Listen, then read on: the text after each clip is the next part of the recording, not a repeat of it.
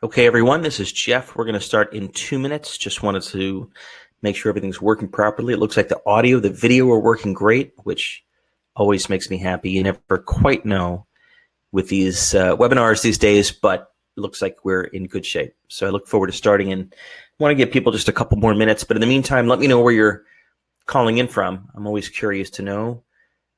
So type in the chat box. We've got Ohio, California, Georgia, Chicago, more than one Chicago, my hometown, Austin, Texas, London, Michigan. Keep it coming. Let me know where you're calling in from. Invite people from your team. Remember, recruiting is a team sport. And welcome, New Jersey. And if you are on one page and the rest of your team is on another page, you will never be able to recruit people quickly to your team.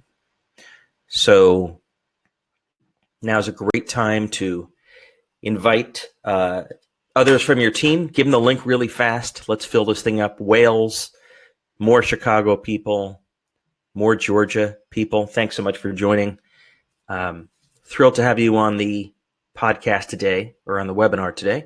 We're going to go 59 minutes. We're going to start in just a couple of minutes. I just want to give a few more people a chance to join the room because it's still filling up, and then we'll get started.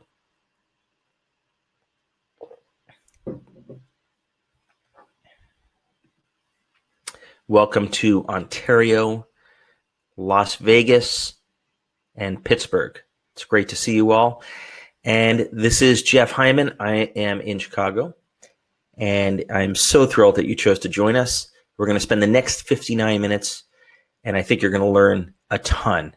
I share exactly what I'm going to share with you with my clients. Most of them find it immensely helpful. And so with that, we're going to get started. So thanks again for joining. One last check on the audio. I just want to make sure it's working. Type in the chat box. Just say hey and let me know. Give me a shout out that the mic is working properly, and then we're going to get started. Hello to Grand Rapids and also Manhattan. Okay, super. So we're going to get started. So look, you were in the right place if you lost even one great candidate last year. And I'm guessing that is most everyone on this call. If you're missing your targets, whether they are your hiring targets or you're missing your revenue targets, maybe you're missing your new product ship date targets, whatever they may be, you're in the right place. Or if you think your competitors are somehow winning the war for talent and you kind of feel like you're losing, maybe your boss is frustrated with you. It's taking too long to finish these, get these openings filled. Maybe your board or your investors are pissed off at you. I've seen that too. I've actually been in that seat. Maybe it's just taking too darn long to fill your job openings. Well, then you're in the right place, because over the next 59 minutes, I promise we'll finish within an hour. I'm going to show you some very specific strategies, 7 in fact, to help you collapse that amount of time. Can you imagine the impact on your business if you could do that? If you could hire 3 times faster, maybe 5 times faster, I've seen people do this consistently, it actually changes your business entirely. Because instead of spending your days and nights worrying about hiring, you can get back to work, back to business, and focus on the business at hand. And that's what I want to help you do. So let me just give you 60 seconds about me in case we don't know each other. I'm Jeff Hyman. I'm based here in Chicago. This is absolutely live. It is 11:32 Central Time on Friday. And over the past 25 years, every one of these gray hairs has been well earned. I have recruited over 3,000 people. I've started and run 4 companies, 3 of which I've sold. Inc. magazine has called me the matchmaker. And when I'm not doing executive search and recruiting, I teach recruiting at Kellogg Business School in Chicago, in Evanston, Illinois, where I'm a professor on the faculty. I also had the good fortune to publish a book last year, which went on to become a bestseller, and that is called Recruit Rockstars. And if you don't have a copy, stay tuned, and I'm going to give you a free one in just a few minutes. So it is my life's passion. It's my joy. It is something, for some reason, I have a sick, twisted sense of humor. I love this stuff. And over the next 59 minutes, I hope to make your life a lot easier. I will be the first to tell you that I've done a lot of things right. I'm a little anal about this stuff, and I have studied over and over and over how to hire not only the best people, but how to hire them quickly. But I will be honest in telling you that I've done a ton of things wrong as well. I've made every mistake in the book. In fact, the book that I wrote focuses on the 10 biggest mistakes that I've seen companies make over and over and over again. And in doing this for 25 years, I've learned a few key things that I want to share with you. The first is probably the biggest. For the right candidate, it's not just about the money. It is not just about who pays the most. In fact, that is far down the list. It's actually number 6.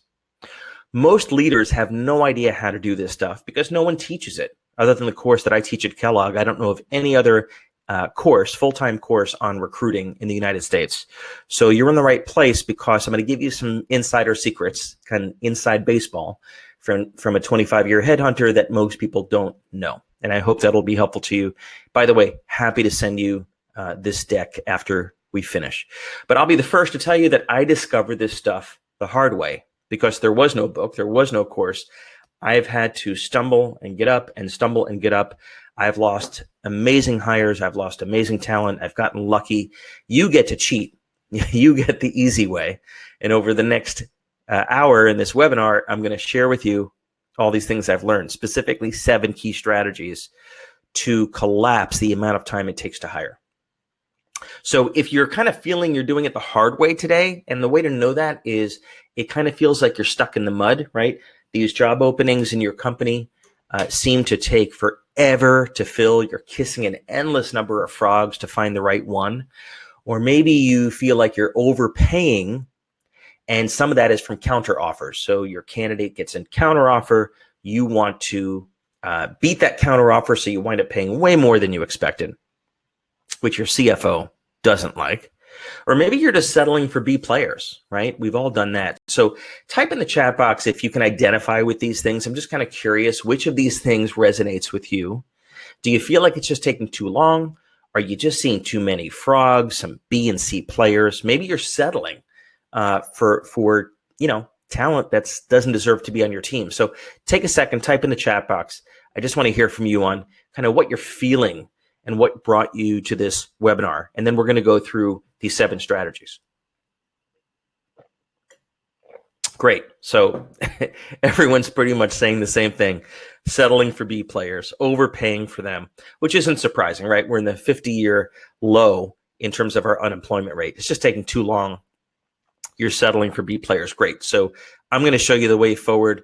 I hope you'll get a ton out of this, because if you joined today, which you did, you're looking for a way to slash that time by 80%. Now, 80% is probably the best I've ever seen, but imagine if we could just cut it in half or by a couple of, 2/3. It can make a huge impact on your business.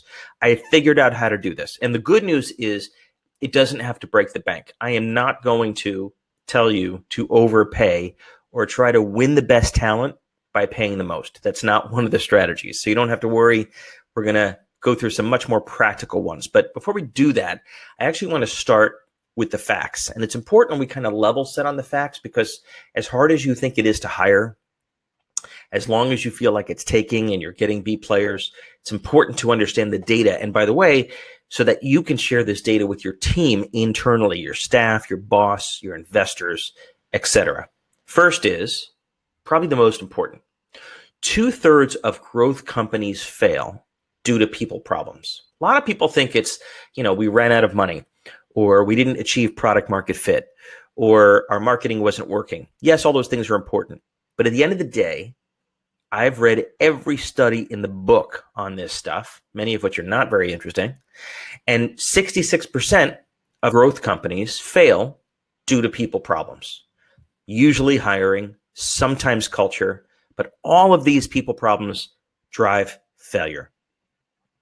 Scary, 1 out of every 2 new hires in the United States fails. Can you imagine that? That's basically saying that we could skip the entire recruiting process, the entire assessment process, and flip a coin and get the same batting average of 50%, which is pretty bad.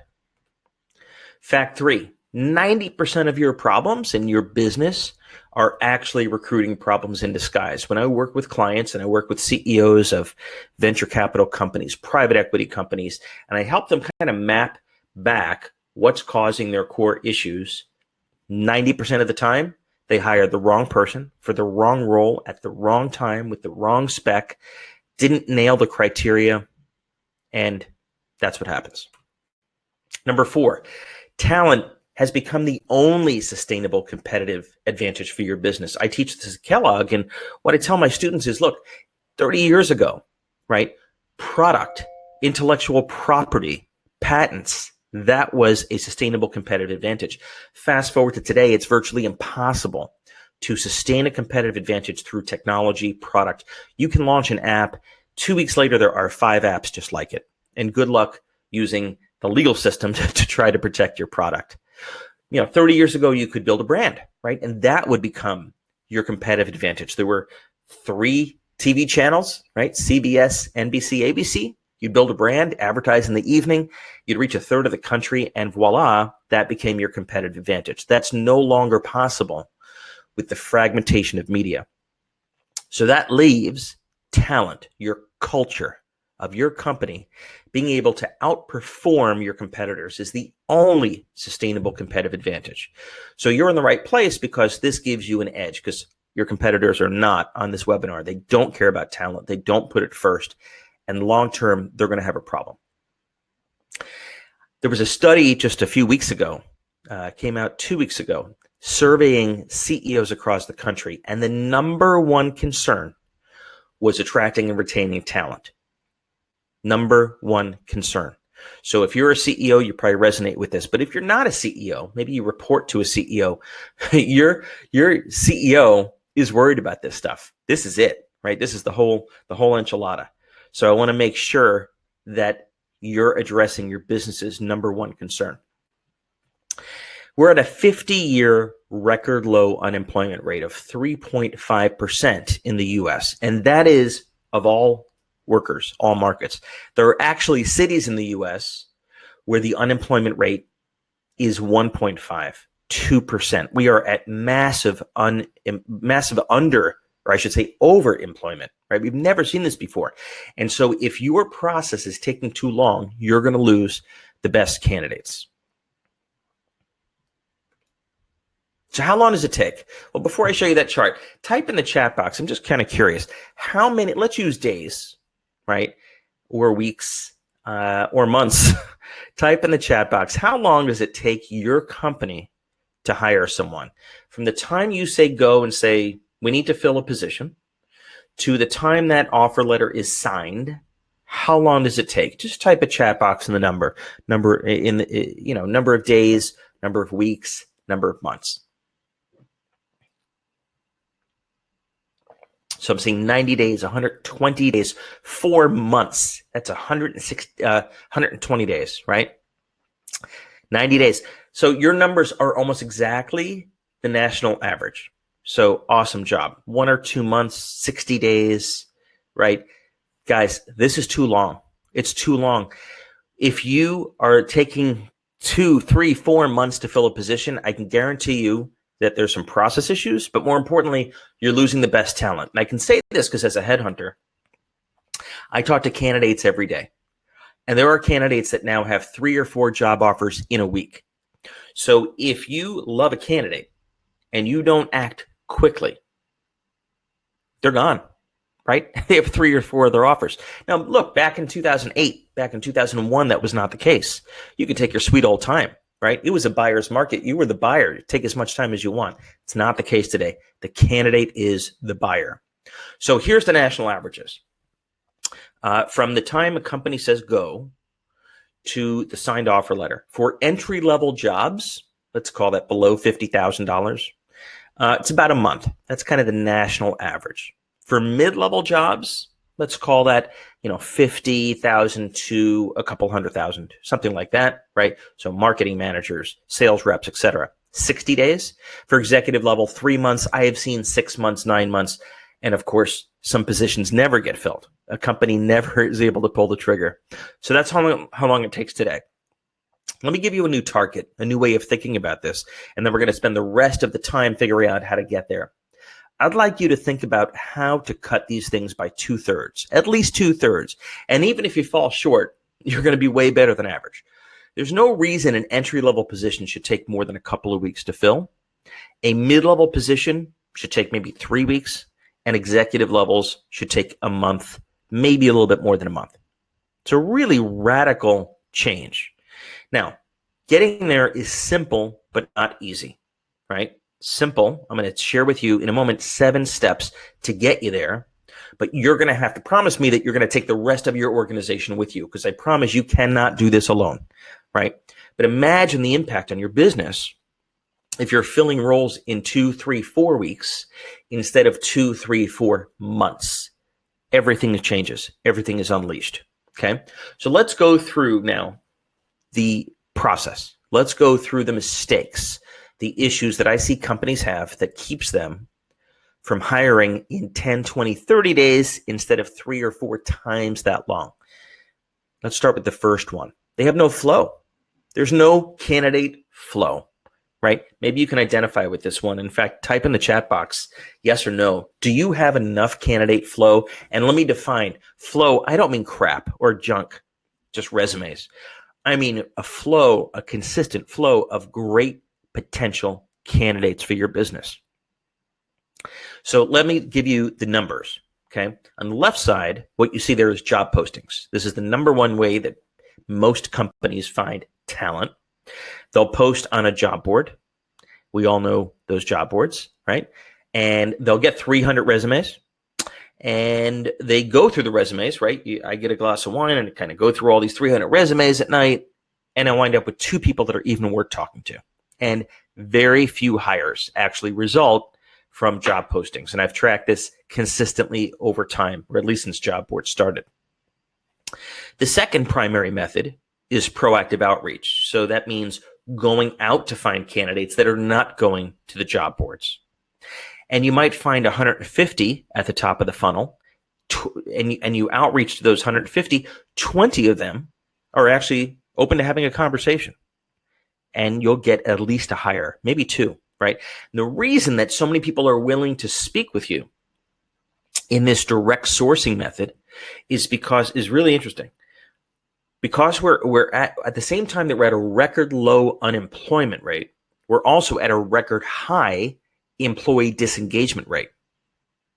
87% of employees in the US are unhappy. So they're not unhappy enough to come to a job board to look for jobs. They're not unemployed.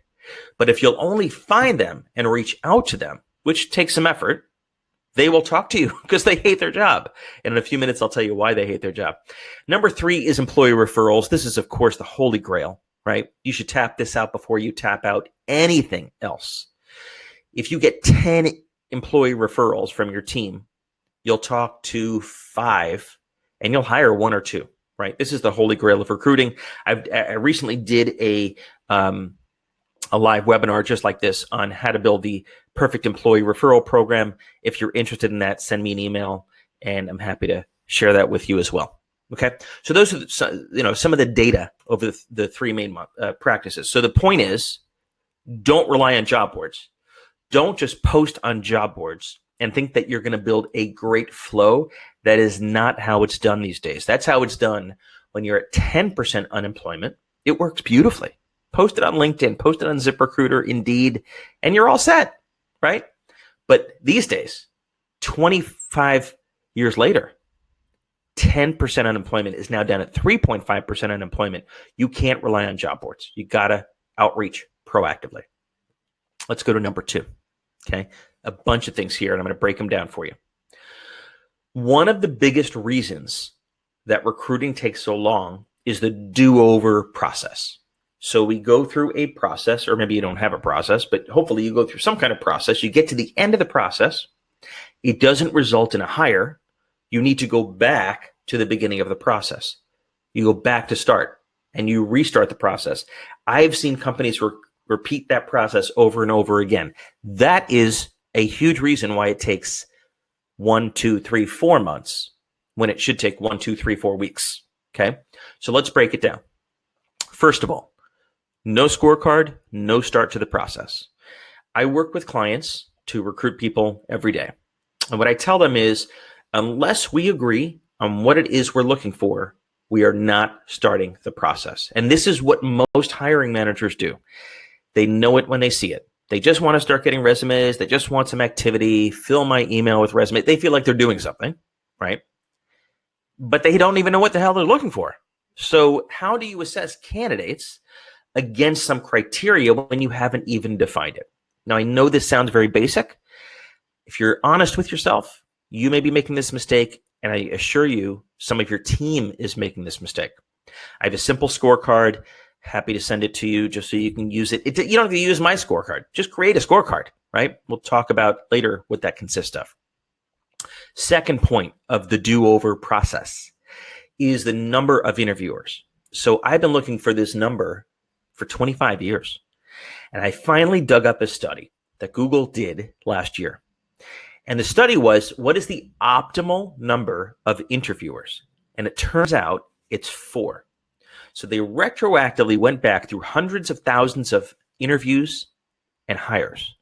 And they figured out that 4 interviewers is the ideal number.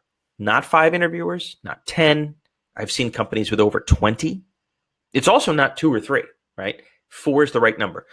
For every interviewer over 4, you only gain 1% more accuracy. So you're dragging out the process needlessly for that 5th interview, 10th interview, 20th interview.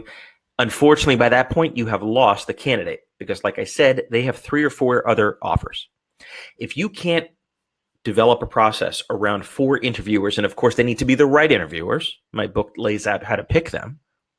You're never going to get your fair share of talent. Because when you get to interview number 10 or 20, not only is the candidate pissed off, because what a horrible candidate experience, they're going to take their other offer, right? Because a bird in the hand. Hiring cannot be a consensus process. It absolutely can't be. Doesn't mean you don't listen to the input of the other interviewers, but someone needs to make a decision and pull the trigger. Of course, I recommend that be the hiring manager. Some companies, it's not. Right? Google, the hiring manager actually doesn't make the decision. It's somebody else. But that's a subject for another day. But make someone accountable for making the decision and for interviewers. Okay. Next point of the do-over is selling during the process, not after the process. So here's what most companies do. They're arrogant, they're cocky, and they assume that this candidate should be lucky to get a job here. So they use the process to assess, interview, vet, reference check. And then once they decide on the candidate that they want, they start selling. Well, that doesn't work. It's a candidate's market. The candidate is the buyer. You need to interview and sell throughout the entire process, all the way through consistently. There's different ways to sell. I'm not going to go through them right now, but they're really important. And the ultimate measure of selling through the process and figuring out, is this candidate serious and really engaged, is what I call the trial close. And the book actually has the words, and I'll give that to you. And basically, it's to figure out, are we moving towards an offer here, or are we moving away from an offer here, right? What are your thoughts? You've met, 3 people at the company. I'm interested to know, if we extended an offer, are you inclined to accept? You've met with a bunch of our customers now. I've shared with you our financials. Are you inclined to accept? Where are we? If you get an offer this Friday, how are you going to make that decision? What if you get a counter offer? This is the sales process. And again, in 2008, you didn't need to do this. But now, in 2020, at 3.5% unemployment, you need to do this. And by the way, if you're not a great salesperson, someone on your process team needs to do this. You need to sell and assess at the same time throughout the entire process. So if you do these things, and again, we're only on step 2, I'm just getting started. If you develop a scorecard and don't start before you have it, if you have only 4 interviewers, not 50, if you do not wait for consensus, which means it can't be a blackball system where one vote restarts the clock and restarts the process, if you sell at the same time, and if you trial close along the way, you will almost never have the do-overs that cause the process to take so long. So I'm going to take a sip of water. Type in the chat box if this is making sense, please. Just let me know, yes, it's making sense. No, it's never going to work at your company. I'd love to know what you think. And then we're going to move on to number 3, strategy number 3. Wow, we have a lot of people on this webinar, way more than I expected. And I really appreciate you guys making the time. Okay, yes, got it. Yes, good stuff. Great. We're going to keep going, okay? You have to educate your team on this stuff. They were too busy to make this webinar. They had other more pressing plans. Let's go to number 3. Money. Money, of course, is a factor, but it's not the most important factor. And I don't want you to get hung up on this. So let me take you through how a headhunter thinks about it. Every company has a budget. You have an amount of money that you can afford to spend on a hire. I understand that. We all do. That's just the reality. And by the way, money, let's use that as a proxy for money, equity, perks, the whole compensation package. What I see many companies do, many leaders do, is they say, well, I'll pay as much as I have to pay to get the right person, which is basically an answer for, I'll know it when I see it. We've already talked about that. Or I'm too lazy and too busy to sit down, crunch the numbers, and figure it out. And I tell the client, we are not starting this search. We're not starting this process until we decide the compensation. Because if the compensation is X, we're going to be able to attract a certain candidate.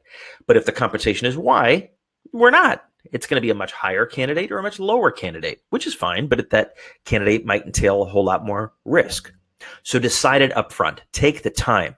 And I'm talking about the base salary, the highest you can afford to pay, fixed, the variable comp structure and how that's going to work, not just 20% bonus, but what is the bonus based on? Is it individual performance? Is it company performance? Is it paid quarterly? Is it paid annual? The candidate's going to ask you these things. You might as well have the answer. So know what you can afford to pay up front. And it's shocking to me that companies don't take the time to do this. Number 2, take that amount of compensation, that whole enchilada, right? Cash, bonus, equity, perks, the whole thing. Do not spend your time looking for great candidates who currently are at the same level of compensation. Why would they make that move? The answer, more often than not, is they won't make that move. So you're going to waste weeks and months with great candidates who, by the way, are happy to talk to you. And those candidates are happy to talk to you because they figure, I'll just make him fall in love with me and he'll pay whatever my price is. But we've already decided what our price is. So why would we waste that time? Okay. The average move in the US, and most people don't know this, is 18%. When someone changes companies in the US, the average compensation increase is 18%. That's a nice delta. It's not a huge delta, but it's a nice chunk, right? Generally, the best candidates do not make a move for 2%, 5%, even 10%. But if you can pay at least 18, I'm going to round it to 20 because I suck with numbers. But if you can pay 20% more, not double, but 20% more than they're currently making, if it's a 20% move for them, you're probably targeting the right candidates. Put another way, if you're looking to hire a Rockstar VP of sales at X dollars and they're making X dollars, they're probably not going to come. But if you target one level down, a Rockstar senior director of sales who's making 18, 20% less, man, they are going to be excited. And not only are they going to be excited about the comp increase, but they're going to be excited that you're giving them a shot, that they have something to prove. And I love, love, love hiring the underdog every time. So target that 20% move. And finally, and this may sound obvious, don't be cagey showing your great negotiating skills by holding back $5,000 or $10,000 or $20,000. Start with your best and final offer. I tell candidates very, very early in the process, and we're going to talk more about this in a moment, how much the comp is. I start with the best and final number. Saves a lot of negotiating later. And I assume I'm going to have to pay that much money anyway because it's a candidate's market. They are the buyer. If I was the buyer, it would be different. I actually would hold back some money, right? But don't hold back the money. You're just going to delay things a day, a week, a month in some ridiculous negotiation that is going to result in the candidate getting that money. Again, decide how much you can afford to pay. Don't break the bank. I'm not saying that, but assume you're going to pay it and then find the best candidate you can at that amount of money. Okay, let's move on. Headhunters do this all day, every day. If you're not in recruiting or executive search, you may not know this insider baseball, which is why I wanted to share it with you. Let's move to strategy 4. Oh my God, strategy 4, probably my favorite. We are right now in the US at a record high offer decline rate. Put another way, we're at a record low offer acceptance rate, 66%.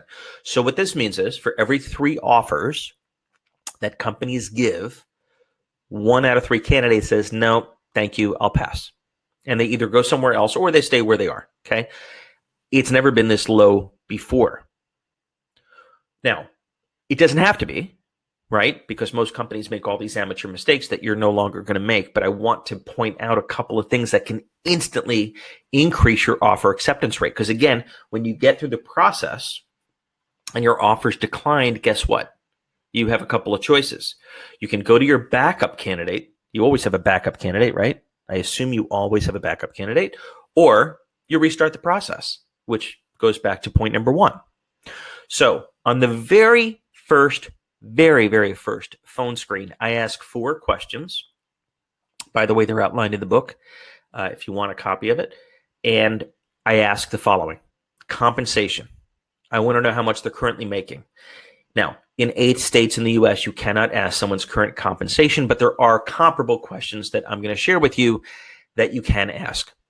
And what that immediately tells me in that 20-minute phone screen is, are we even on the same page? Because if I can afford to pay X and the candidate is at X, where's my 20% delta? We've already agreed. I'm looking for people with a 20% delta. Number 2, referenceability. If we get to the point in the process where we choose to work together and I ask for your references, who are they going to be? I ask that on the very first phone screen. Candidates who are rock stars love to tell me the answer. What they typically say is, you can talk to any manager I've ever had. Candidates who are B and C players, the phone goes silent. They hem and haw, and they start giving me their neighbors, their pastor, their camp counselor. They're not referenceable. So avoid nasty surprises. I always ask if they have any kind of non-compete. And unless you're in California, you're going to run into this because people sign all kinds of documents when they join companies. Half the time, they never even read it. So I want to find out, if we go through all the way through this process, am I only going to find out that you can't come work here? This has happened to me dozens and dozens of times over my career. And finally, the magic question, I want to know their biggest frustration in their current role. What's holding you back in your career? And I write down their answer. I'm going to use that as the key selling point later in the process. So when I'm selling, if the candidate has said, I hate my boss, she's a micromanager, we're going to talk a lot about the degree of freedom I'm going to give him when he comes to work here. If he says the commute is killing him and he's got a 3-year-old, I'm going to talk about how he can have work from home on Friday and leave at 3 o'clock, right? So I'm writing those down and selling throughout the process. Avoid nasty surprises. You cannot afford to have this happen. And you can't afford to invest your time, to invest your team's time, only to find it out later. You have to nail it on the phone screen. The 20-minute phone screen, I'll give you a guide. It nails exactly these questions. Let's move on to the next one. Oh, this is a great one. Hurry up and wait, right? Hurry up and wait. Let me go through these.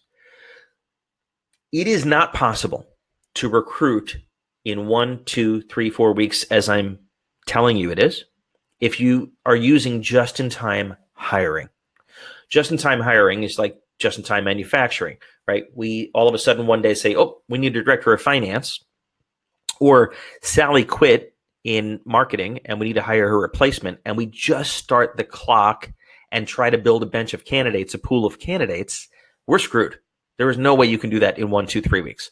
You have to dig your well before you're thirsty.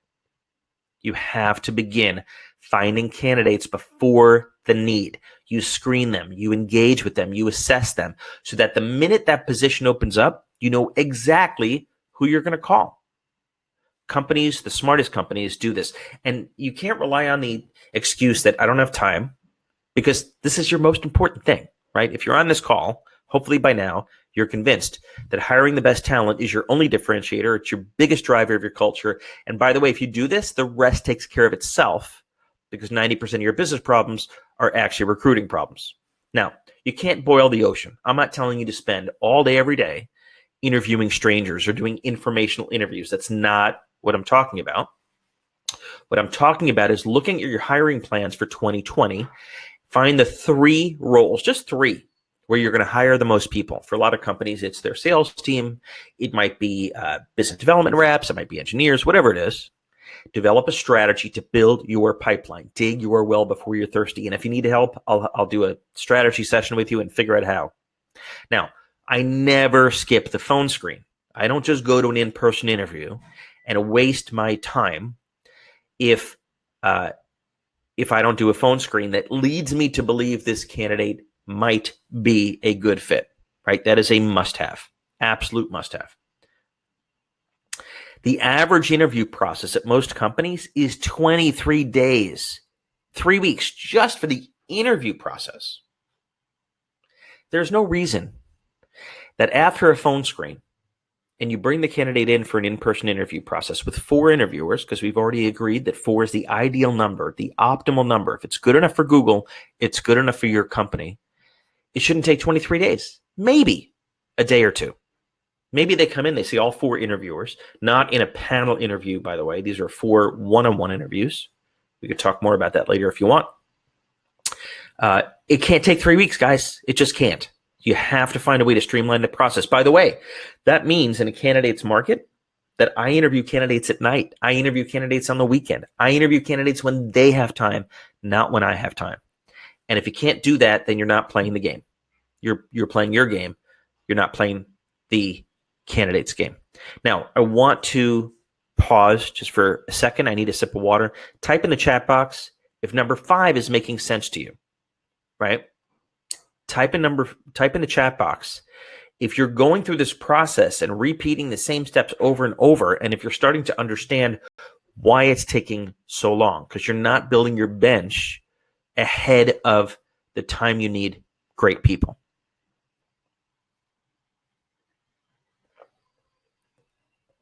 Just type in the chat box. I'm getting yes, yes. Seems like people are getting it. So that's great news. Okay. We're going to move on to strategy number 6. This is a big one. This is a really big one, because this is the revolving door of talent, and it's probably happening at your company. Now, some people are having trouble with the video, so I want to make sure it's working. If you can hear this, please type in the chat box and let me know that you can hear this, that you can see me, and that you can see the screen. I just want to make sure that everything's working. Yep, looks like everything's working. Everyone's saying yes. Great. Okay, so let's keep going. Can hear. Great. We're going to keep rolling. Thank you for letting me know. Okay, and just a time check. We're still going to finish on time. Don't worry. We are at the revolving door of talent. This is the big one, guys. This is the big one. Because if you're like most companies, it's going around and around and around. We fire someone, we hire someone. We fire someone, we hire someone.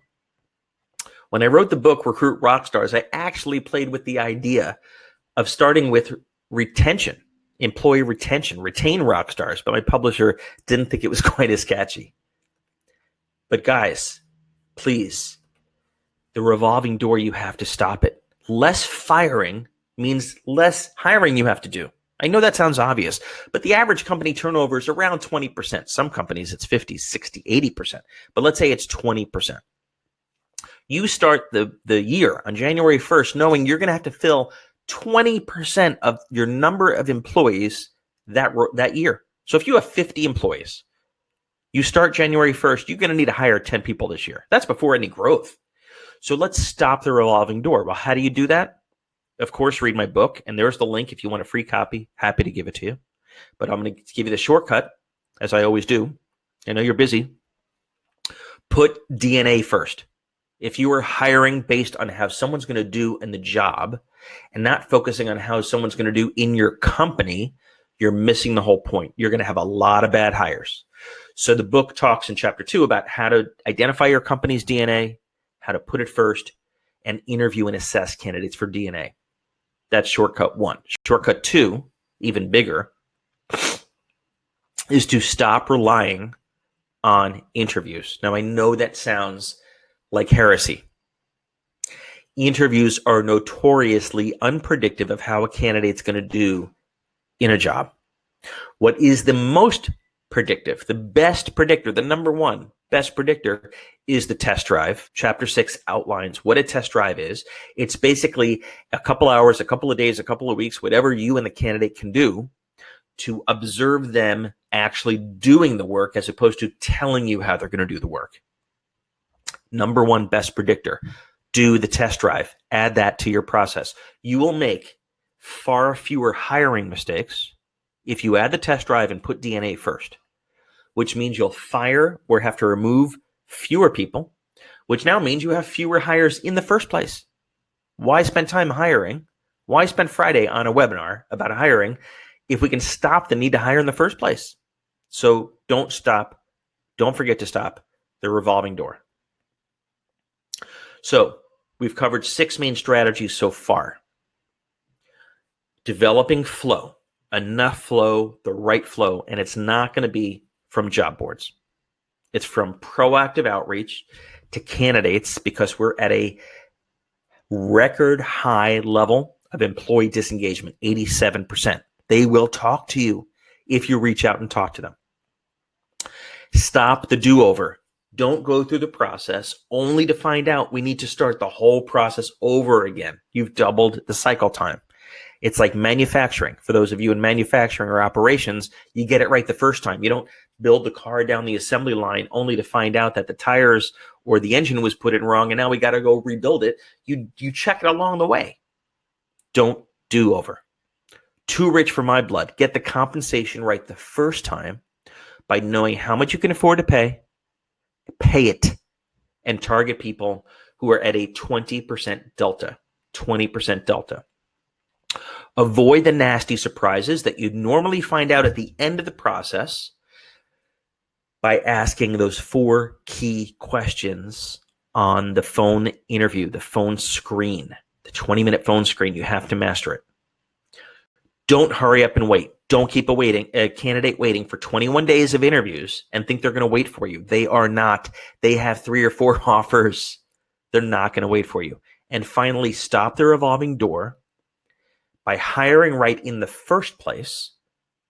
Weed out the bad hires before they even happen, and you'll have far fewer people you need to hire. Now, I hope so far this has been helpful. I just want to do